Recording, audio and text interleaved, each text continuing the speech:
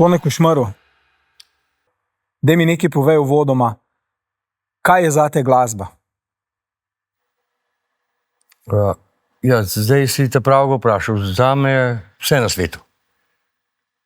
Ko sem žalosten, si zavrtim, ko sem vesel, si spet zavrtim. Muzika se pravi, da pomaga v vsakem trenutku, če si dovzeten za to muziko. Zame je pa to itak življenjski slog. Jaz od tega živim že več kot 40 let in živim za to in živim od tega. Zame je to vse na svetu. A veš, je jasno, da recimo glasba je nekaj, kar najbolj vzpodbudi čustva. In recimo, da imam priložnost s tabo govoriti, mi je predvsem tudi z tega vidika zanimivo, ker pravzaprav se recimo pesmi, veliki hiti, usedajo ljudem v spomin in v srce, predvsem zaradi emocionalnega naboja, ki ga nosijo. Ljudje pesem, glasbo povezujejo z nekim počutjem. Ja, definitivno. In jaz vedno rečem, da so moje pesmi zato toliko uspešne, ker jaz nisem fejkal, ko sem pisal to. Jaz sem samo povedal, napisal, kako se tisti trenutek počutim. Jaz večkrat povem, mi ni sram povedati, da nisem se počutil dobro, ker sem pisal Ne bom ti lagal, pokliči me nocoj, ko si na tleh, bla, bla, bla. Volk samotar, potepuh. Sem bil razočaran v življenju. Ženske so bile vzrok. Glih prej mi je rekla ena, no vidiš, brez nas pa ne bi bili teh hitov. Ja, priznam, da ne. In zakaj so te pesmi tako uspešne? Zato, ker nisem imel, pa tudi nimam tudi zdaj, samo jaz takih problemov. Tudi v našem času so ljudje nesrečno zaljubljeni, pa grejo narazen, pa so žalostni. In potem se ti ljudje v teh zgodbah najdejo in si vsak misli, da je to zame napisal. Ker ima podobne probleme, ki sem jih jaz imel takrat. In zato se ljudje v teh muzikah najdejo in so jih vzeli za svoje. Kar sem še posebej ponosen, da čeprav da sem mogel biti žalosten, da so take pesmi nastale, pa tudi nič narobe. Prej, če se spomniš, sva govorila o tem, da če primerjava recimo normalno sodoben čas z preteklim časom, seveda je tukaj ogromno enega napredka, normalno je razlika, ampak vseeno, ko govoriva recimo o hitih pop dizajna, ko govoriva o tvojih pesmih, govoriva pravzaprav o poeziji. A se mogoče samo meni dozdeva, ali je skozi desetletja ta poetski odnos do glasbe in do besedil pravzaprav v neki sferi uspešnih glasbenikov začel postajati prepogosto, mogoče postranska stvar? Kako ti gledaš na to? Ja, jaz mislim, da ljudje, seveda vsak si želi narediti uspešnico, hit. In potem rečejo, zdaj pa situacija taka, da moram pa o tem nekaj napisati. Ampak to ni dobro. To ni dobro. Če ti nekaj napišeš z duše, z srca, z tvojih občutkov, da ne pišeš zato, da bo zdaj pa nekaj napisal, da bo pa nekomu všeč to. Ne bo dobro. In današnji maskontarji, glasbedniki, jaz rečem, se poslužujejo tega, da bo čim prej nekaj, mogoče, ne mi narobe razumeti, mogoče, da bo celo še bolj butasto, pa da bodo ljudje to zagrabili.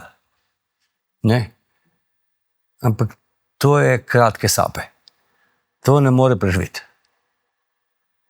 Če mene vprašaš. Večkrat se že rekel, bomo vse te novodobne pesnike v narekovajih vprašali čez 20-30 let za kakšen njegov komad, če je še živ. Naši so živi. Pa je bil recimo uspeh pop dizajna, ne? A je bil pravzaprav plod nekih naključnih situacij? Ker recimo, veš, band, ki bi imel toliko nekih hitov, kot jih ima pop dizajn, ne vem, če sploh obstaja v Sloveniji, pravzaprav, če izključiva tukaj narodno zabavno glasbo, recimo. Dokaj, pustimo slake pausenike. Spoštovanje do vsega, ampak generalno, tukaj govorimo o drugi sferi, In ravno to mi je zanimivo, da pravzaprav je pop dizajn, lahko rečeva, da daleč največja skupina po uspešnicah in potem, koliko vaših komadov so si recimo ljudje zapomnili, ne? A je to naključje ali kako? Jaz sem ustanovil band Pop Design in jaz sem ga vodil 40 let praktično. Mi smo imeli srečo to, da smo bili 5 fantov, ki smo enako čutili, enako muziko smo radi poslušali in smo vsi vedno to, kar smo počeli, smo delali z veseljem. In smo uživali v tem in ni bilo nikakršnega naključja, ker tudi mi smo imeli vzpone in pace ogromno, ampak na pamet govorim, je prišel Atomic Harmonic, Brizgalna brizga, to itak vsi poznamo, in mi smo bili takrat, ko bi nam nekdo noge odrezal. Ampak 99% glasbenikov, bomo zdaj pa še mi tako muziko začeli delati. Je težko tisti trenutek počakati, ampak mi smo se vedno držali svoje vizije, svoje zvrsti muzike, pop dizajnovske, prav take, kot smo delali, in še v današnjem cajtu mi ne skrenemo s poti. In ljudje to spoštujejo. Da se ne obračamo po vetru, zdaj pa so pa hit naredili, ti moje rože, zdaj bomo pa še mi. No, ne bomo. Mi delamo svoje in ljudje to, če mene vprašaš, znajo ceniti. Normalno, da ljudje v resnici ponotranjo, pravzaprav govorijo o ponotranjenju, ne o popularnem hitu. Ponotranje v resnici stvar, ki ima za njih neko emocionalno vrednost, če gledava glasbo. Zdaj tudi, če pogledava fenomen Atomic Harmonic, kjer se je združili malo plesne glasbe, malo harmonike, se mi pa zdi, da je bil to nasplošno za slovensko glasbo, za glasbo, ki je hrepenela po vsebini, pravzaprav nek prelomen moment. Ker pravzaprav takrat se je pokazalo, da za narediti hit v resnici ne rabiš biti pravzaprav pesnik, ne rabiš biti glasbenik. Kar se meni zdi, po eni strani tudi takrat se mi je zdelo sporno, danes pa, če pogledava pa iz dveh stališč, če gledava z umetniškega, je to problematično, če gledava pa z tržnega, je pa vprašanje, kako ti gledaš recimo, če pogledaš skozi te dve prizmi na glasbo. Kako bi recimo okarakteriziral glasbo kot nekaj tazga, kar lahko preživi na tržišču. Mora imeti oba elementa, ali je dovolj samo to, da se da prodati? Zdaj, težko reči.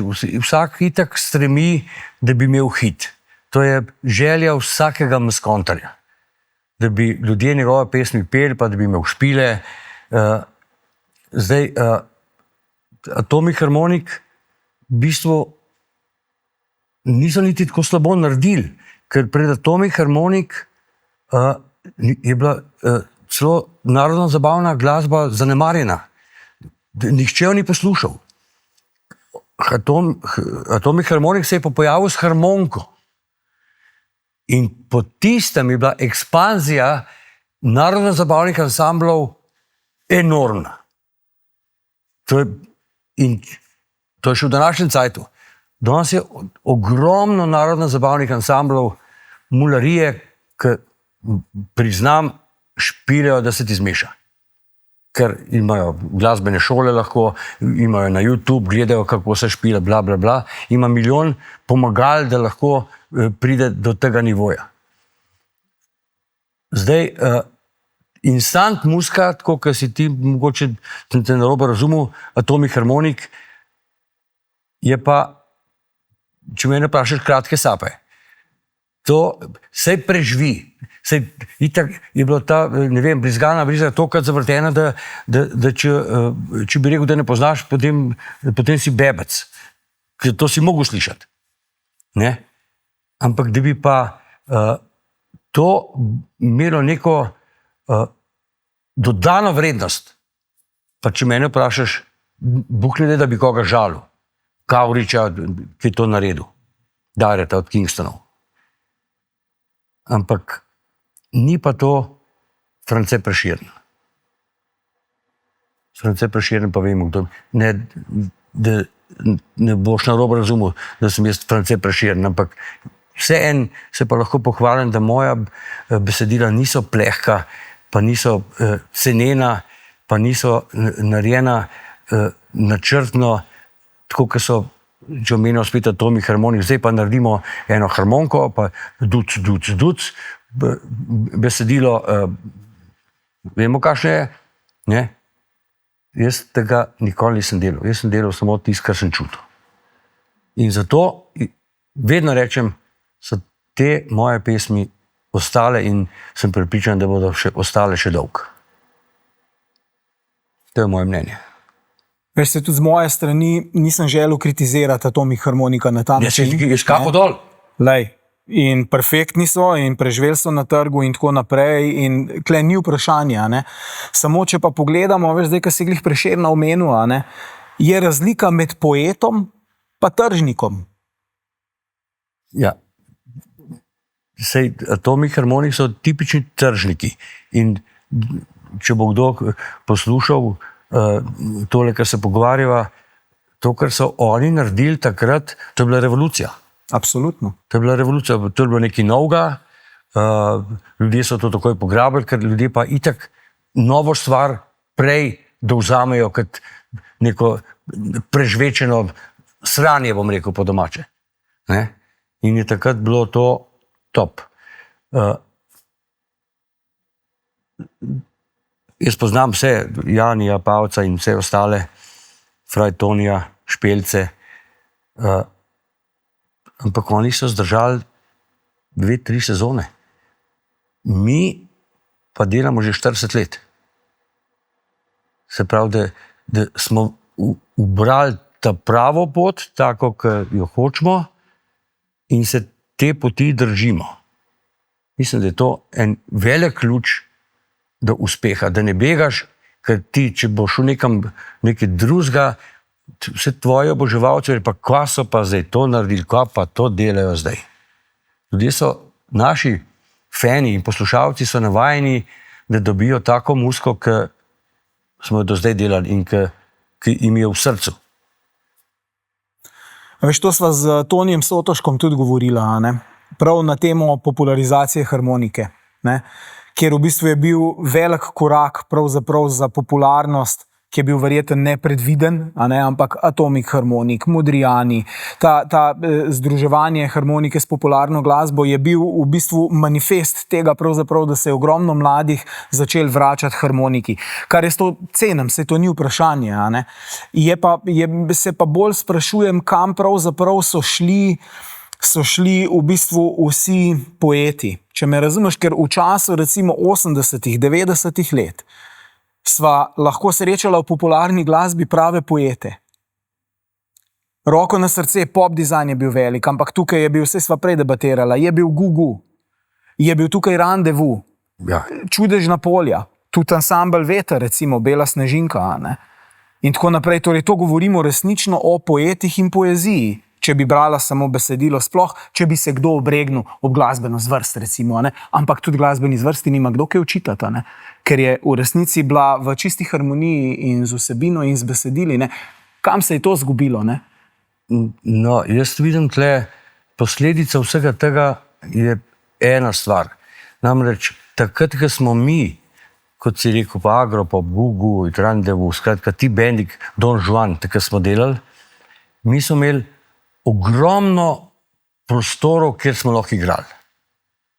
Bend, ki ne špila, to ni živ bend, to je mrtev bend. Pustimo ti, da ti v garaži, to ni bend, ti moraš iti ven, na oder. Kaj se je zgodilo? Kar naenkrat ni bilo nobenih več diskotek, ni bilo nobenih nekih klubov, to je vse pocrkalo, ne vem zakaj. Vzrok, da so pa ti mladi fantje s harmoniko, narodno zabavni, so pa kar naenkrat ugotovili, da če pa harmoniko igrajo, trio, ne vem, Gadi, Modrijani, imajo pa kar naenkrat ogromno prostora, kjer se lahko predstavijo. Milijon veselic je v Sloveniji, na Oksi ti lahko igrajo, na Abrahamu, in so tle videli tržno nišo, kjer lahko pridejo na oder, ker bend si pa želi na oder iti. Mislim, da je to en velik vzrok, da je ta ekspanzija teh narodno-zabavnih bendov tako porasla. Zdaj pa oni nastopajo, imajo denar in delajo komade en za drugim, ker da copy-paste komad delajo. Ker morajo, ker si tudi želijo, pa nov komad, pa mogoče še bolj butarski prejšen,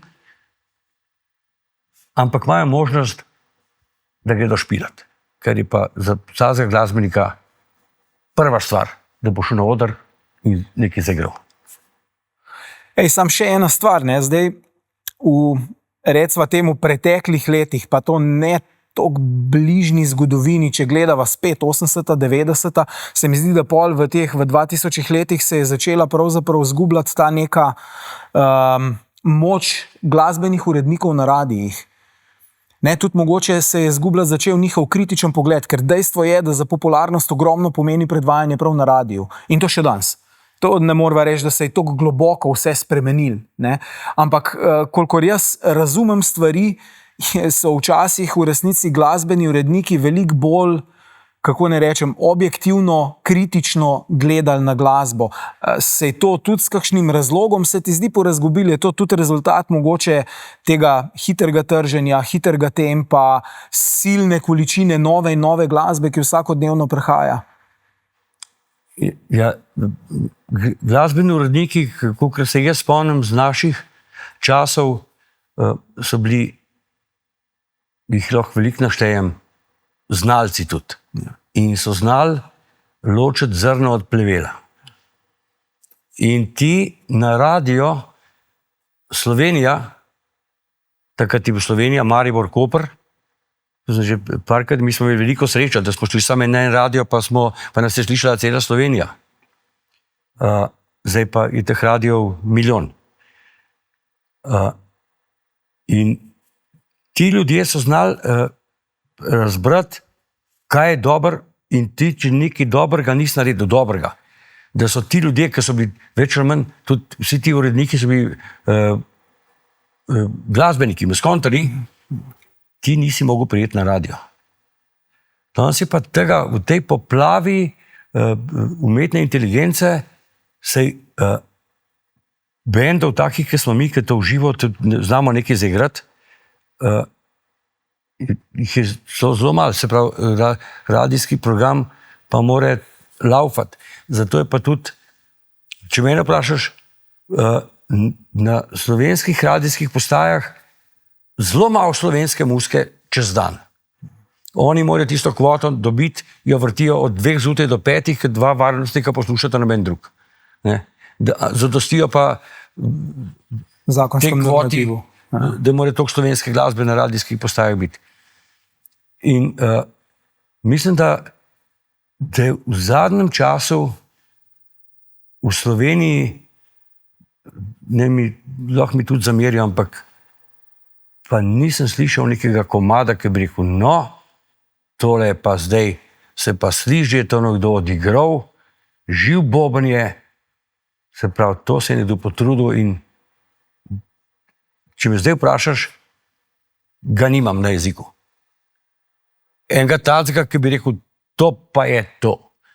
Je par nekih alternativnih bendov, ki tudi znajo nekaj zaigrati.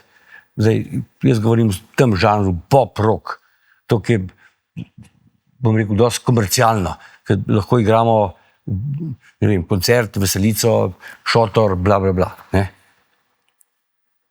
Tako da mislim, da je tle glavni vzrok, da se ne dela več dobre muzike. Veš, mi recimo znotraj platforme Odara, ne?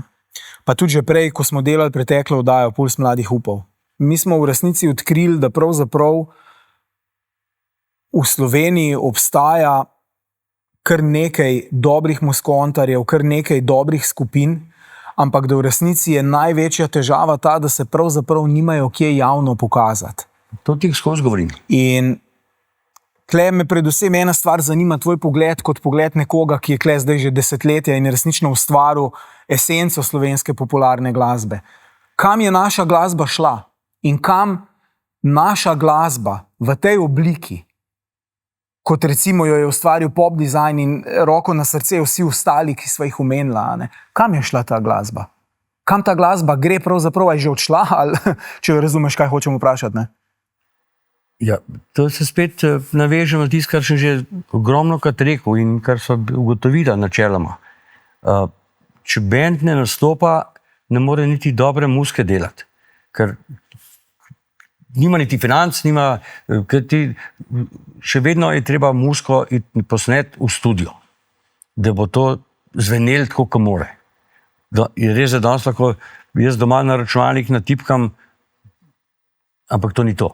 To je brez jajc je to. To ni. Muzika se je pa zgubila, kot si ti rekel, in jaz vedno trdim, tile fantje, ki so igrali tele, kaj so ta... Prelc. Patrik Prelc. To špilajo, da se ti zmeša. Odlični so. Ampak recimo, če pomislim, kje bi oni zdaj lahko igrali, prvič jih toliko ljudi še ne pozna, nimajo nekega hita, ki bi ga vsi prepevali, pa na YouTubeu, ne vem, 2 milijona ogledov, ne vem, mogoče sem krivičen, ampak mislim, da nimajo. Kje lahko oni igrajo? Se spomnim, ko smo mi začeli, ko smo mi igrali, to je bilo, v Ljubljani so bili 4 diskoteke, ker smo vsak teden igrali v eni. Maribor smo igrali, tudi so bile neki klubi, pa kaj je bilo? Krpan je bil v Mariboru, ne? Pa še nekaj, malo stran z Maribora smo velikrat igrali. Ribičija. Ja. Danes tega več ni. Ja. To fali. Teh klubov fali, ker bi se lahko ti mladi smrkovci, na rekvajih, predstavili. Ja. Zato je to zginilo. Jaz mislim, da ni zginilo, da to še vedno živi v garažah. Ja, saj to. V garažah živi in ne vem, mislim, da ste vi ena redkih televizij, ki jim da možnost, da jih nekdo vidi. Ker na televizijo Slovenija zelo težko bodo prišli. Če nimajo velikih vez, kaj ste pa naredili, to zdaj niste nekaj naredite, pa boste pa... Razumeš, to je njihovo... Ne? Ampak ravno to bi moglo biti, da teh glasbenih urednikov, ki so znalci, ki znajo razbrati, da z teh pa tile pa niso za smeti. Bi mogli tudi oni jim pomagati, da pridejo v medije. Seveda, brez medijev, pa tudi na oder ne boš iti. Mislim, razen če boš sam splačal, pa nisi v denarju, ampak nekdo te mora nekaj videti, da te povab, da pridi v klub. Ampak klubov pa spet ni. Pa smo spet tam. A veš, se mi zdi, da je začaran krog. Ne? Začaran krog je. Veš, ker ti si lahko peklensko dober, sam če se ti nimaš kje javnosti pokazati. Pa to sem prej, sicer, ker sva pred tem intervjujem govorila, lej, če si ti glasbenik, ne mi nihče, ki ustvarja glasbo z vso esenco svoje biti, ne razlaga, da jo ustvarja samo zase. Želiš v nekomu prebuditi čustva, za katera veš, da jih tvoja glasba lahko prebudi. Želiš, jaz želim to nekomu dati kot glasbenik. No, tisti, ki reče, da dela samo zase, zame največji lažnivc. In samo si zakriva oči, ker nima kje špilati, pa reče, ma briga me, jaz delam to glasbo zase, za svojo dušo. No, jaz poznam praktično ogromno glasbenikov v Sloveniji, tazga, da bi to rekel, da igra za svoj gušt, ga ne poznam. To je neumnost. Ja. Neumnost. Zato pravim ti, koliko pa recimo po tvoje Veš, ker se mi zdi smiselno vprašanje, ne, mogoče čisto filozofsko že tako, ampak koliko energije moraš ti pol kot glasbenik, ki danes ustvarja, v resnici posedvati in koliko energije moraš ti vlagati v svoje delo, ker veš, da je verjetnost, da boš lahko kljub temu, da se mogoče zavedaš svoje kvalitete, nastopil nekje javno, da bi te ljudje slišali pravzaprav majhna.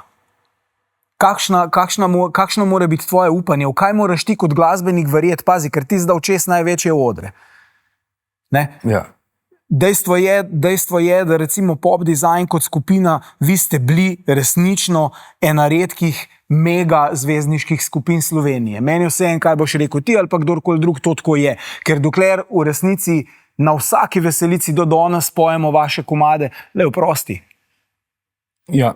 Zdaj pa me razumeš, kaj hočemo vprašati? Kam naj en band, kje naj vleče energijo pa upanje, da ga bojo enkrat lahko ljudje slišali? Pazi, ker to je danes, je težka situacija. Ja, sem tudi fantom rekel, da slej ko prej, tudi mi smo delali 5 let, 6, preden je prišel naš dosti velik hit, ne bom ti lagal. In enkrat ti rata, če pošteno delaš, enkrat bo nekdo te opazil.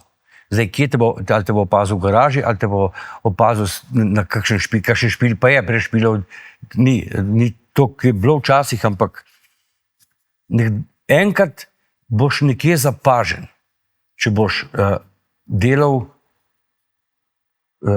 iskreno. Ne, da boš, kot vedno rečem, če se odločiš, da boš eno musko igral, igraj to musko, ne skakati levo, desno. In ne vem, kako čem to povedati.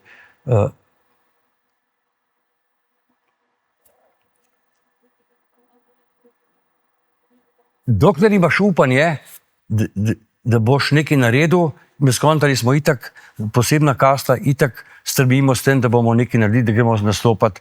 In dokler imaš upanje in željo in ekipa, da je ta prava, ne bom rekel, da boš 100%, ampak imaš velike možnosti, da uspeš. Drug problem se pojavil, kad ti fantje vadijo v garaži 5-6 let in se nič ne zgodi. In potem razpadejo. Pa dobrimi skontali. Prej sem pa že omenil, da mi smo po 5-6 letih imeli že 2 albuma, 3 celo zunaj, in ko nam je uspel hit, mi smo bili na to pripravljeni. In zato, ko vsi hit, ti imaš hit, kaj se pa zgodi potem, ko je treba iti nastopati, imaš pa en komad. Si pa mrzel. To je primer, sem ga vedkrat že omenil, to je primer NX Band, Tih deževen dan, so bili na Evroviziji, komad je dober, top, in ko so prišli z Evrovizije nazaj, niso imeli kje igrati, ker niso znali igrati, ker niso imeli repertoarja. Drug, tudi en tak primer je, kaj so bili že ukradil sem bicikl, to je bil strašen hit. Leteči po tepuh. Ja. Strašen hit. In takrat mi smo delali in tudi oni smo jih srečevali in so organizatorji rekli, da jih nočemo nikoli več v življenju, 10krat igrajo bicikl, drugega pa itak ne znajo, ker niso imeli zaledja. Ja. Tako da načeloma moraš eno obdobje biti v garaži, pa nekaj tezge delati, pa nekaj ne vem kaj, da ko ti uspe, si pripravljen. Ti pa tudi po taki količini dela, ki ga recimo zdaj razlagaš 2-3 albumi, 5 let, 6 let, v resnici tvoje hrepenenje po hitu takrat postane v resnici močan argument tudi, ne? Ja. Glede na to, da predrajsil i kitaro, i bobne, i pev, vse živo. Crkval za to in prav imel to hrepenenje v sebi, da te ljudje slišijo. Se kaj pa je hit drugega? Hit je skozi moje oči, je to manifest tebe sanga. Ja, znal sem to narediti. Ja, čeprav ne znal. kar ratalje, mislim. Jaz nikoli nisem rekel, to bo pa hit. Ampak hit itak določijo ljudje. Oprosti, ne znal sem narediti hit. Znam ljudem dati emocijo. To pa znam. To govorim jaz. Ja, to govorim. to pa znam. Tle pa sem pa dosti močen. Pa tudi vedno trdim in povem, da nisem v življenju delal pesmi za gasilce, da bom lahko igral na gasilskih veselicah. Nisem nikoli, zdaj bom pa napisal pesem za mamo, ki ima rojsten dan in se bo vrtela po čestitkah in pozdravih naših poslušalcev. Nisem. Zdaj bom pa napisal za lovsko društvo in bomo na vseh lovskih veselicah igrali. Ne. Eni se pa v tem tudi zgubili. Naredijo in najdejo tržno nišo, ker druge ni, bomo pa igrali za gasilce. Oziroma za lovce, ne vem, za ribiče. Veš, ko sva se s Kajo pripravljala na vdajo, ker se na vdajo vedno pripravimo, ne, vsebinsko. Ne. In mi je Kaja rekla prav, a veš, kaj sem jaz prebrala? Je rekel Košmarju pogodba s hudičem. In sva se pogovarjala prav o tem, kaj si s tem mislil, ampak v resnici midva sva si oba mislila kaj. Danes si nam pa to zelo lepo razložila. Daj mi povej nekaj, a ni pravzaprav pogodba s hudičem prav to upanje, želja in vse, kar imaš, da si sposoben v svojo musko verjeti. To je pravzaprav hudičev tovor. Ne? Ja, to je ta hudiček, to je v bistvu ta dober hudiček, ki te ne pusti, da greš ven. Ne da ti, ne da, to te, ki te enkrat prime muska, je hudič, se jo rešiti. To je hujš, kot vsako mamilo. Ne? To je ta pogodba s hudičem, ki jo nevede podpišeš. Ker to oder, pa 10,000 ljudi, pa 50,000 ljudi smo mi igrali v Moskvi.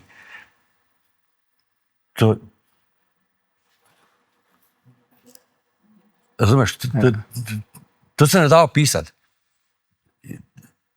Prej sem rekel, da je samo en izraz, je ta občutek hudičev na odru. Ta občutek je pa orgazmičen. Tone Košmaru, jaz ne vem, če se vas še kdaj srečala, mogoče se bova, ampak se ti moram zahvaliti, ker tudi moje odraščanje je bilo močno obarvano s pop dizajnom, brez zajebanci. Hvala, sem vesel. A veš, in moram priznati, da pogrešam glasbo, pa tudi z ostalimi slovenskimi glasbeniki, ne?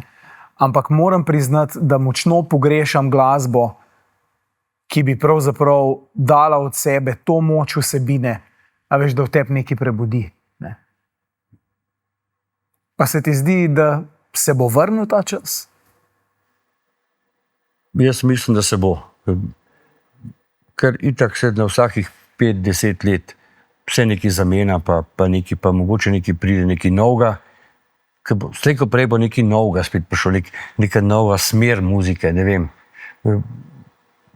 vem kakšna. In ko bo nova, se bodo tudi najdeli izvajalci, ki bodo to novo smer obvladali in bodo tudi verjetno kaj dobrega naredili. Na koncu pa tudi jaz in mi še nismo rekli zadnje besede. Tako da pričakujete, da bomo tudi mi še kaj dali od sebe. Hvala, Tone.